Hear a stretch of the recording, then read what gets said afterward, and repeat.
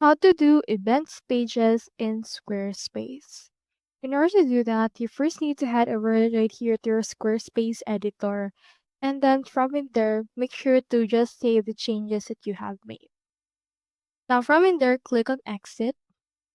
And using this left sidebar under the website pages still, you can see the option for pages.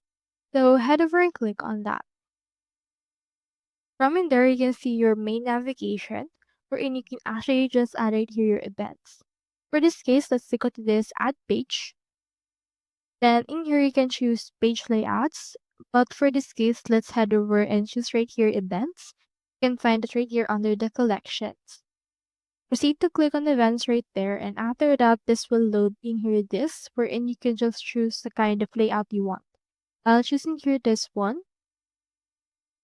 Then just wait for a few seconds and here is our events page. Just name it right here. I'll name it as events and here is a layout already added. You can proceed to actually edit it according to your liking. So that's how you do events pages in Squarespace. Hope we helped.